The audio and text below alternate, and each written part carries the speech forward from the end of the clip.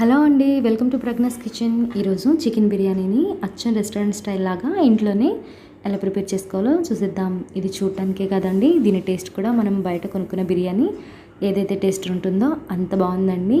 So డెఫినెట్గా మీరు కూడా ఒకసారి ట్రై చేయండి. మరి మీకు కూడా అచ్చం ఇదే టేస్ట్ రావాలంటే కనుక ఈ వీడియోని స్కిప్ చేయకుండా చివరి వరకు చూసేసేయండి.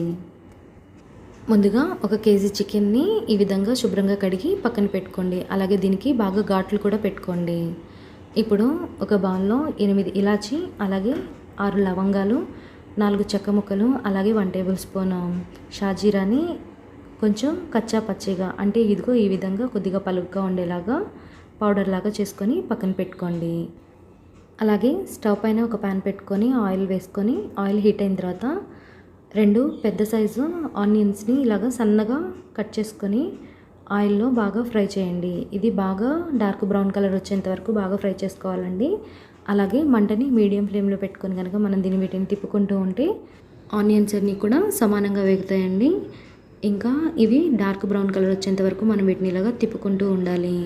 చూసారు కదండి, ఇవి ఆల్మోస్ట్ ఫ్రై అయిపోయినాయి. ఇంకొక నిమిషం పాటు దీన్ని బాగా వేయించుకొని ఇప్పుడు ఒక ప్లేట్లోకి తీసేసుకుందాము. చూసారు కదండి, ఆనియన్స్ అనేవి అన్నీ కూడా ఒకే కలర్లోకి వచ్చేసినాయి. ఇంకా ఇవి బాగా పొడి పొడిలాడుతూ కూడా వచ్చాయి. ఇప్పుడు ఈ ప్లేట్ని పక్కన పెట్టేసుకుందామండి. అలాగే కడిగి పెట్టుకున్న చికెన్లోకి రుచికి సరిపడినంత ఉప్పు, 1 టేబుల్ స్పూన్ కారము, ఇంకా 2 గ్రీన్ చిల్లీస్ని ఇలాగ నిలువుగా కట్ చేసుకొని వేసుకోవాలండి. ఇంకా మనం ఇందాక పొడి చేసి పెట్టుకున్న మసాలా పొడి, దీంతో పాటుగా 1 టేబుల్ స్పూన్ బిర్యానీ మసాలా అండి. బయట మీకు దొరుకుతుంది మార్కెట్లో. అది లేకపోతే కనుక మీరు 1 టేబుల్ స్పూన్ గరం మసాలా వేసుకోవచ్చు. ఇంకా 1 టేబుల్ స్పూన్ అల్లం వెల్లుల్లి పేస్ట్, అరకట్ట కొత్తిమీర, అలాగే ఇంకొక అరకట్ట పుదీనా కూడా వేసుకొని దీంతో పాటుగా 1 కప్పు ఫ్రెష్ పెరుగండి. ఫ్రెష్ పెరుగు అయితేనే మీకు బాగుంటుంది. వీటితో పాటుగా 1 పావు టేబుల్ స్పూన్ పసుపు, ఇంకా 2 బిర్యానీ ఆకులు కూడా వేసుకొని ఈ మసాలాలన్నీ కూడా చికెన్కి పట్టే విధంగా బాగా మ్యారినేట్ చేయాలి. చూసారు కదండి, ఈ విధంగా మనం చికెన్కి పట్టేంత వరకు బాగా కలుపుకుంటూ ఉండాలి. మనం ఎంత ఎక్కువసేపు కలుపుకుంటే మనకి చికెన్ పీస్కి ఈ మసాలా అనేది అంత బాగా పడుతుందండి.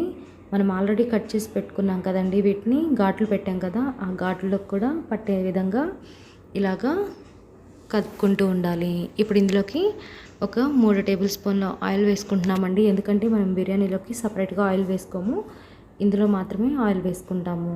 అలాగే ఇందులోకి ఒక చిటికెడు టేస్టింగ్ సాల్ట్ కూడా వేసుకోండి, మీకు టేస్ట్ అనేది బాగుంటుంది. ఈ చికెన్ని 3 గంటల సేపు ఫ్రిడ్జ్లో నానపెట్టండి. దీన్ని మనం ఎంతసేపు నానపెట్టుకుంటే మనకి చికెన్ అనేది అంత జ్యూసీగా, సాఫ్ట్గా, మసాలాలన్నీ కూడా ముక్కలకి పట్టి చాలా టేస్టీగా ఉంటాయి. ఇప్పుడు ఒక వెడల్పాటి పాత్ర తీసుకొని ఇందులోకి 3 గ్లాసులు రైస్ తీసుకున్నానండి. అంటే కేజీ రైస్ తీసుకున్నాను. వీటిని శుభ్రంగా కడిగి ఒక 1 అవర్ పాటు నానబెట్టుకున్నానండి. ఇప్పుడు దీన్ని స్టవ్ పైన పెట్టుకొని 4 యాలకులు, 2 బిర్యానీ ఆకులు, అలాగే 4 లవంగాలు, 2 అనాస పువ్వు, అలాగే రుచికి సరిపడినంత ఉప్పు వేసి బాగా ఉడికించుకోవాలి. ఈ రైస్ ఉడకడానికి కొద్దిగా టైం పడుతుందండి. ఈలోపు ఒకసారి మనం చికెన్ని చెక్ చేసుకుందాము.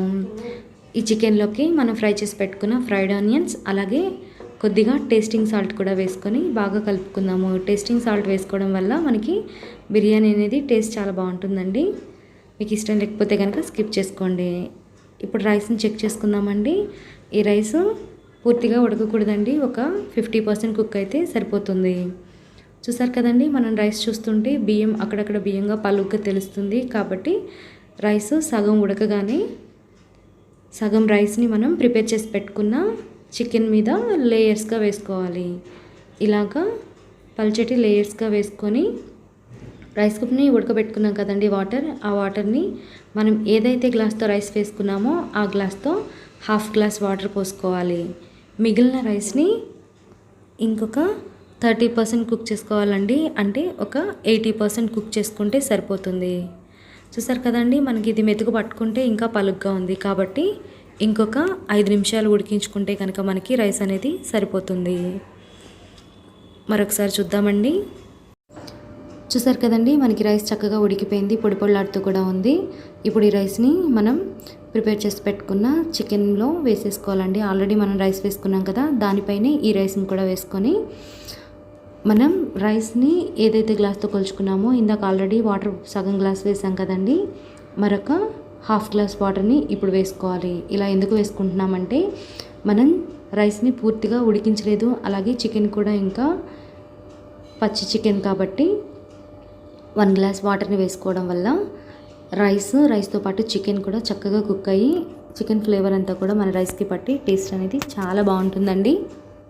ఇప్పుడు ఈ రైస్ పైన ఫ్రైడ్ ఆనియన్స్ అలాగే పుదీనా కొత్తిమీరని కూడా వేసుకొని ప్లేట్ పెట్టుకొని దీనిపైన ఆవిరిపోకుండా ఒక క్లాత్ని వేసుకోండి. వీలైతే ఈ క్లాత్ మీద ఏదైనా బరువుని పెట్టుకోండి. ఇలాగా ఫస్ట్ ఒక 3 మినిట్స్ పాటు హై ఫ్లేమ్లో కుక్ చేసుకోవాలండి. తర్వాత ఒక 30 మినిట్స్ సిమ్లో కుక్ చేసుకుంటే కనుక మీకు బిర్యానీ అనేది హాఫ్ అన్ అవర్ తర్వాత ఇదిగో ఈ విధంగా ఉంటుంది. చూసారు కదండి, మనకి రైస్ అనేది ఎంత చక్కగా ఉడికిపోయిందో, ఇంకా ముద్దగా అవ్వలేదు, అలాగే పలుకుగా కూడా అవ్వలేదండి, చాలా కరెక్ట్గా ఉడికిపోయింది. అలాగే